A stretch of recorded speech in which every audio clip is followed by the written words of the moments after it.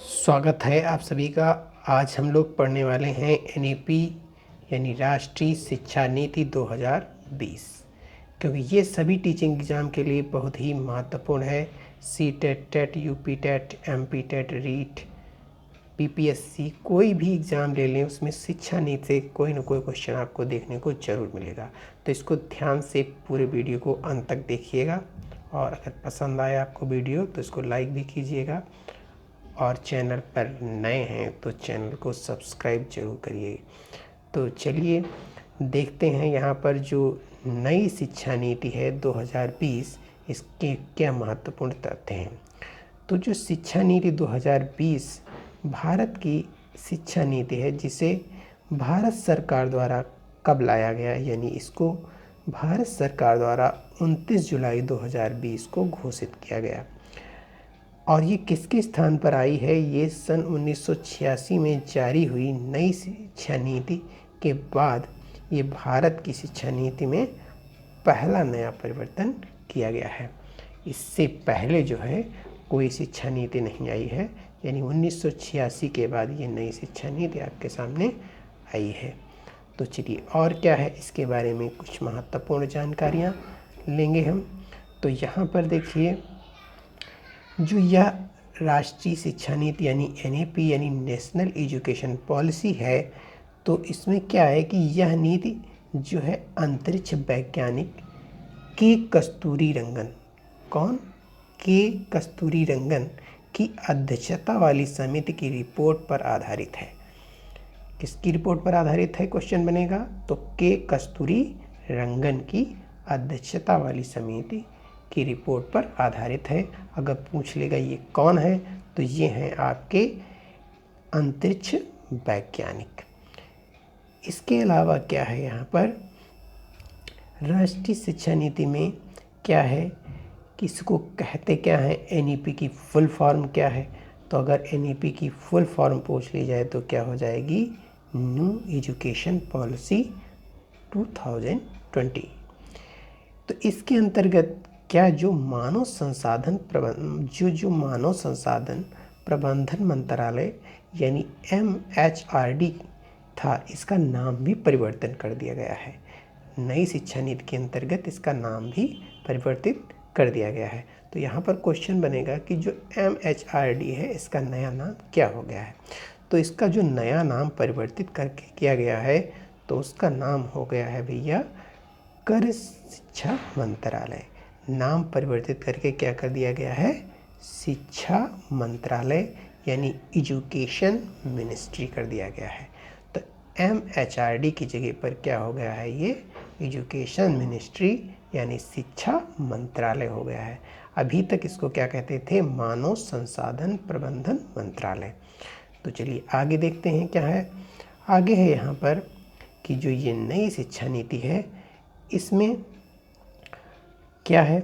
राष्ट्रीय शिक्षा नीति जो 2020 यानी एनईपी 2020, ये वर्ष 1968 और वर्ष 1986 के बाद स्वतंत्र भारत यानी इंडिपेंडेंट इंडिया की कौन सी नीति है पूछी जा सकती है? तो ये भैया तीसरी नीति है। 1968 को ज़्यादा महत्व नहीं दिया गया, 1986 को ज़्यादा महत्व दिया गया है, लेकिन ये चर्चा में कम रहती है। तो लोग अगर सोचेंगे तो इसका आंसर आप दे सकते हैं कि ये दूसरी नीति है, जबकि ये दूसरी नहीं है। ये क्या है? ये आपकी तीसरी शिक्षा नीति है। जो एनईपी है वो कौन सी है? तीसरी शिक्षा नीति है। तो इसके बाद यहाँ पर हम देखेंगे आगे क्या है। तो यहाँ पर जो एनईपी 2020 है, तो इसके तहत क्या किया गया है? इसके तहत केंद्र व राज्य सरकार के सहयोग से शिक्षा के क्षेत्र में देश की जो जीडीपी है, जीडीपी के 6%, जीडीपी का कितना प्रतिशत? क्वेश्चन बन सकता है जीडीपी का कितना प्रतिशत? तो जीडीपी का 6% हिस्सा जो है इसमें बराबर निवेश करना है। इक्वल शेयर इन्वेस्टमेंट का लक्ष्य रखा गया है। किसका? केंद्र सरकार का और राज्य सरकार का, दोनों का। जीडीपी का 6% रखा गया है। तो आंसर क्या हो सकता है, क्वेश्चन बनेगा कितने जीडीपी का कितना परसेंटेज, तो है 6%। इसमें केंद्र व राज्य दोनों का इक्वल है। इसके अलावा नई शिक्षा नीति में परिवर्तन में क्या हुआ है। पहले जो पुरानी शिक्षा नीति जो थी वो किस पर आधारित थी, वो थी आपकी 10+2 पर, 10+2 के सिस्टम पे इसको रखा गया था।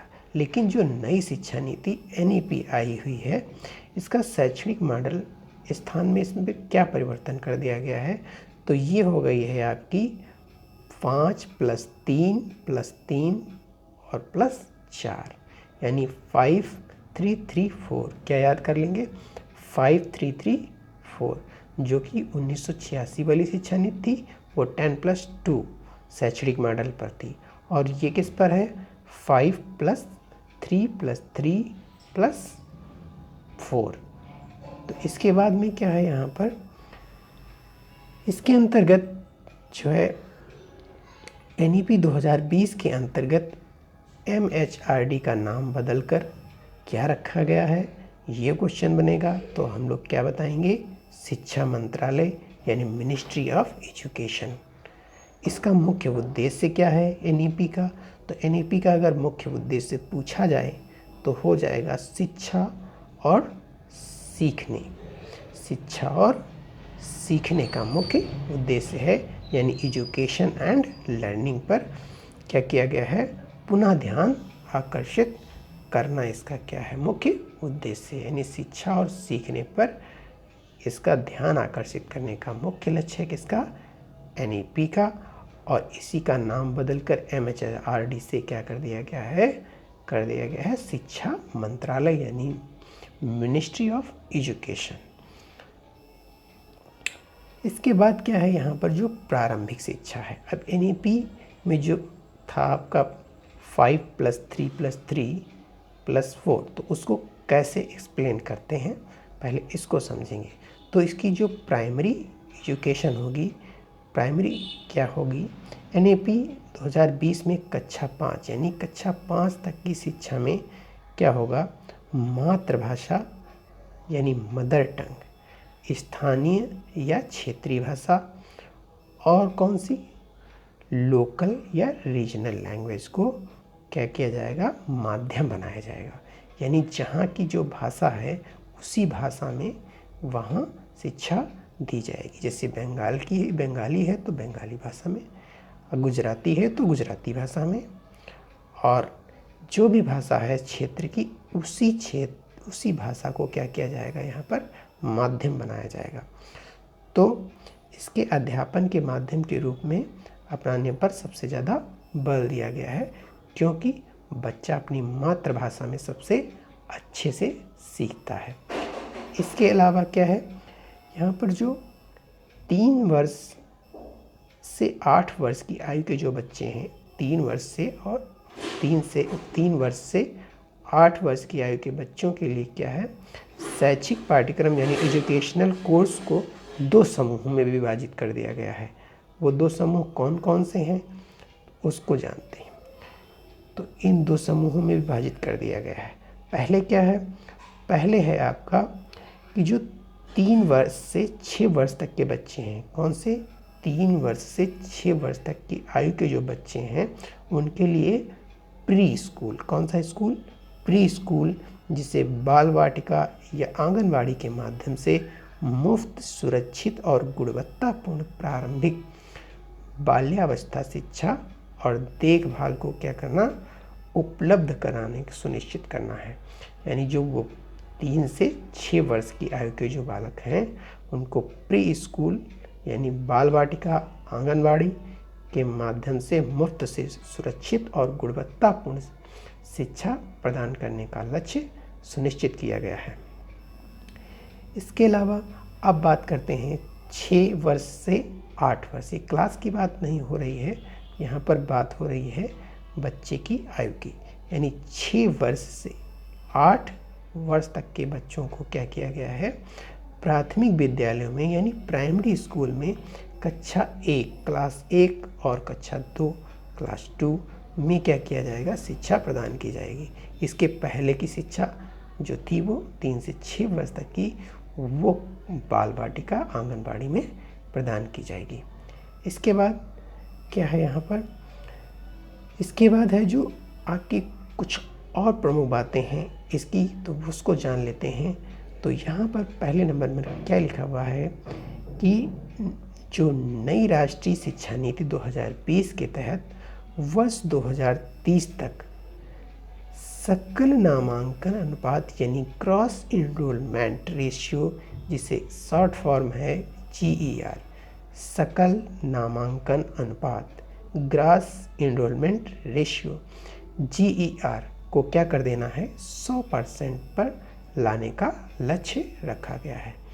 इसके अलावा और जानते हैं यहाँ पर क्या है कि नई शिक्षा नीति के अंतर्गत शिक्षा क्षेत्र पर सकल घरेलू उत्पाद जो GDP है, सकल घरेलू उत्पाद GDP कितना होगा, इसका हिस्सा 6% हिस्से के सार्वजनिक व्यय का लक्ष्य रखा गया है, जिसमें राज्य सरकार और केंद्र सरकार दोनों की बराबर की साझेदारी है।